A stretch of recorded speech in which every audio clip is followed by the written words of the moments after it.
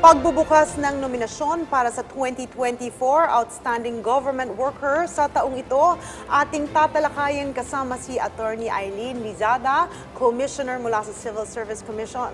Commissioner Lizada, magandang tanghali po at welcome po sa Bagong Pilipinas ngayon. Magandang tanghali po, Ms. Chi and Attorney Danny, at sa lahat ng nakikinig at nanonood, magandang tanghali po sa inyong lahat. Commissioner, nagsimula na po ang inyong pagtanggap para sa nominasyon ng 2024 Search for Outstanding Government Workers. Can you give us some details about this? And kailan po ang deadline para sa submission ng mga nominasyon? Tama ho kayo, Ms. Chi, bilang bahagi ng Rewards and Incentives Mechanism ng pamahalaan sa ilalim ng Honor and Awards Program or HAP, a yearly search for outstanding government workers ay naglalayong kilalanin ang mga empleyado ng gobyerno na nagpapamalas ng lubos na dedikasyon at commitment sa kanilang trabaho. Ang objective po ay nito ay para ma-inspire ang ibang kawani ng gobyerno para maging mas masigasig na sa pagbibigay ng serbisyo publiko. Hindi ko mapipili po dito ay paparangalan ng Presidente ng Republika ng Pilipinas. Ang mga regional offices ng CSC po nationwide ay tatanggap ng mga nominations hanggang March 31, 2024 po, ma'am. Okay. Commissioner, dito po sa annual search na ito, ano po yung mga criteria para ma-nominate at para sa posibilidad naman na makatanggap ng insentibo at award bilang outstanding government worker ng taon? Meron tayong tatlong award categories sa search na ito. Unang-una, ang Presidential Lingkod Bayan Award. Batay ito sa Executive Order number 508, Series of 1992.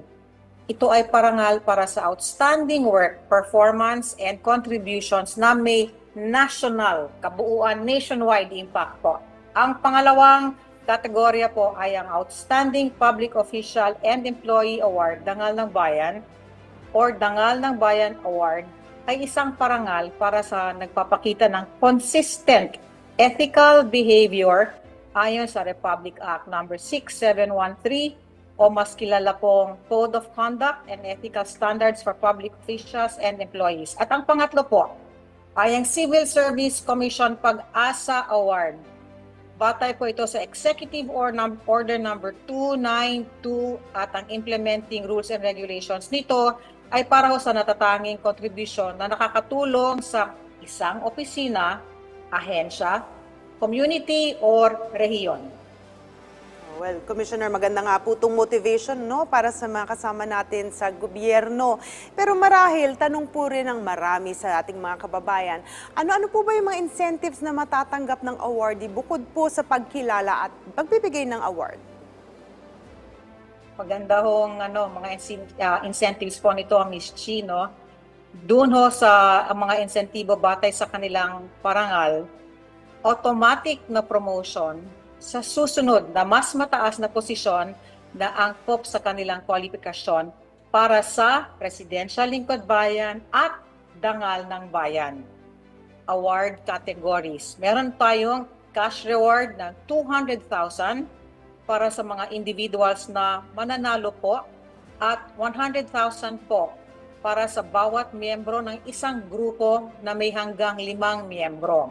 Meron ho tayong one-time medical check-up na valid sa loob ng 1 taon mula sa date po ng parangal, date ng pagtanggap ng parangal. Meron din po tayong scholarship grant sa alinmang partner na educational institutions ng CSC. Meron din po tayong gold gilded medallion mula sa Bangko Sentral ng Pilipinas at nagpapasalamat po kami sa BSP para sa kanilang suporta. And meron din ho tayong trophy o plaque with citation po, Ma'am Chi. Ma'am, follow-up din po, kabilang din po ba yung sinasabi nilang salary increase to boost the morale of other employees po? Di ba nagtataas po ng step pag ganito po? Automatic po yon, Attorney Galang. Pag umakyat po pag-promoted po kayo, it comes with the salary grade, yung angkop na sweldo po dito. And if ever, wala na po mas mataas na posisyon, ay ito po ang ang susunod po nito ay ang salary increase na katumbas sa susunod na position, but if it's not available kasi may tao hong nakalagay doon, you will be receiving the salary po nung next position. But if you are unable to take it po kasi may tao nga ako doon, you will be entitled sa salary po. Oh, wow. Naku, exciting talaga pala ito, no? Commissioner, kailan naman po ang nakatakdang awards night para sa 2024 Search for Outstanding Government Workers at saan po ito gaganapin ngayong taon? Nire-request ho natin ito mula sa Office ng President na ang awards night ay magaganap tuwing buwan ng Setyembre kasabay ng Philippine Civil Service Anniversary. Ito po ay ginaganap sa Malacanang Palace. So really it is deserving sa mga empleyado ng gobyerno, just fitting na we give them the proper tribute sa proper na lugar.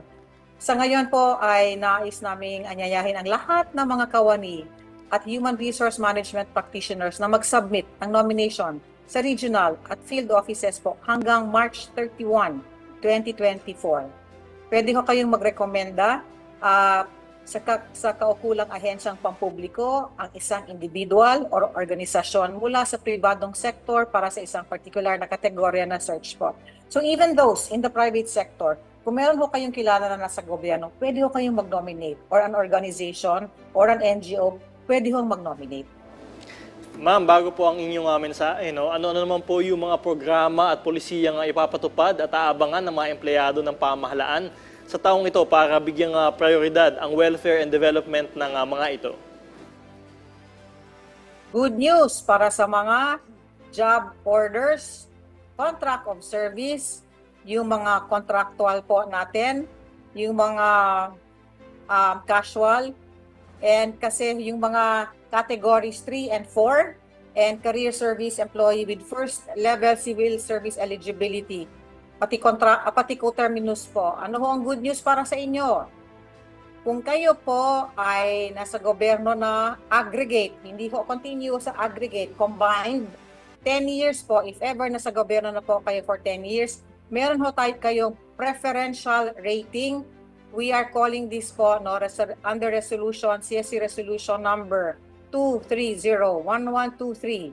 Approved and promulgated by the Commission. Ang chair po namin ay si Chair Carlo Nograles, kasama po si Commissioner Ryan Acosta. Ang title po nito, Guidelines on the Grant of Career Service Eligibility Preference Rating. Ano ho mangyayari kung nasa gobyerno na po kayo for at least 10 years aggregate? Sa next exam, which will be on March 3, gagamitin na po natin itong policy na ito. Ano itong policy na ito? Ito po ay meron ho kayong plus 10 points.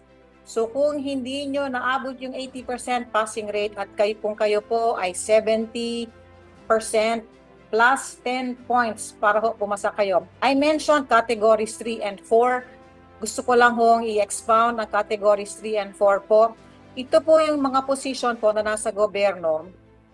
Sorry, may tumatawag dito. Ito po yung mga positions na nasa gobyerno.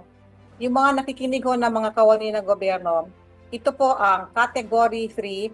Ito po sila ay mga holder po ng first level pero walang eligibility. Kasi meron hong ganyan sa gobyerno, you are holding a position pero wala kayong eligibility. Example, animal keeper, bookbinder, chef, cook, construction foreman, fisherman, film custodian.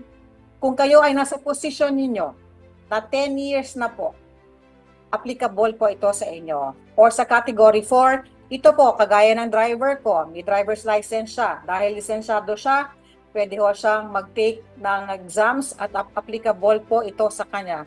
Ito ho yung clamor ng marami na sub-professional sila, hindi nila mapasa-pasa ang professional kasi gusto nilang umangat from level 1 to level 2. Kung 10 years na po kayo dito sa level 1 at gusto nyo maging professional, covered na rin po kayo. Basta sundan lang po natin yung mga requirements na kailangan VS ang rating nyo for the past two semesters. So meron ho lang tayong guidelines. But this is good news for empleyado ng gobyerno. Also, meron ho tayong tinatawag na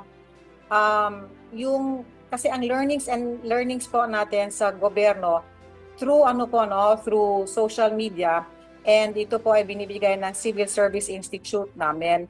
Ang Civil Service Institute namin, lumabas po sila ng micro-learning videos para mas madaling intindihin. Kung pupunta kayo sa sari-sari store, hindi nyo kaya ang 1 kilo ng asukal, bibili ho tayo tingi-tingi.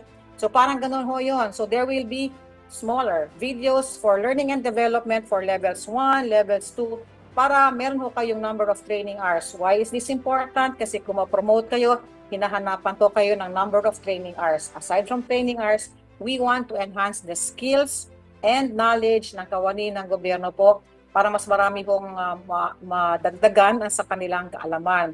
So these are some of the objectives po ngayon for the plans for 2024, including po ang Civil Service Digital Examination. Gusto ho natin ditong similar to the Supreme Court and Department of Education po for their bar exam and for their school heads exam, nagdadala ka ng laptop at pwede ka na mag-exam sa iyong laptop. So inaayos po yan ng CSE for this year. So sa Prime HRM po, yung isang opisina po namin, we are revising po 2024 Omnibus Rules on Appointments and other human resource actions. Meron ho tayong revised policies on secondment. Ano ho ang secondment? If you are from one agency, lilipat ka sa isang ahensya, parang pinapahiram ho kayo sa isang ahensya. Inaayos din po natin yan. Revised rules on government reorganization. Revised dress code, pati dress code po, para maging inclusive ho tayo, para mapasok ho natin, ma-incorporate natin yung principles of gender equality, diversity, and social inclusion. Yun ho yung pwede namin i-share sa inyo for 2024 po, Attorney Galang and Ms. Chi. Alright, mensahe at paalala nyo na lang po sa ating mga kababayan, lalo na po sa mga kasamahan nating manggagawa dito sa ating pamahalaan. Thank you po. Sa lahat na ng mga kawani ng gobyerno, tayo po ay may IPCR. Kumbaga, yun ho yung ating report card. Parati ho natin nilalagay dyan kung ano yung kailangan nating gawin. Kumbaga, our accountability, our responsibility.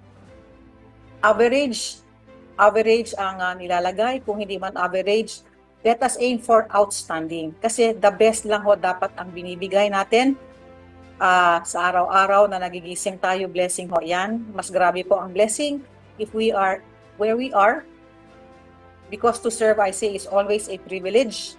Galingan po natin ang ating trabaho. Kung saan po tayo na-appoint, kung saan po tayo nilagay ni Lord or ni Allah for our Bangsamoro brothers and sisters, galingan po natin. Kasi deserve ng transacting public, ng publiko po, yung the best. Kaya ho, we should serve with utmost humility, integrity, honesty, and let us all lead by example. Tatandaan po natin na ang ating posisyon ay para sa taong bayan at hindi para sa ating kapakanan. Mabuhay po ang lahat ng kawani ng gobyerno. Maraming po salamat sa pagkakataon, Ms. Chi and Attorney Galang. Maraming salamat po sa inyong oras, Attorney Eileen Lizada, Commissioner mula sa Civil Service Commission. Mabuhay po kayo.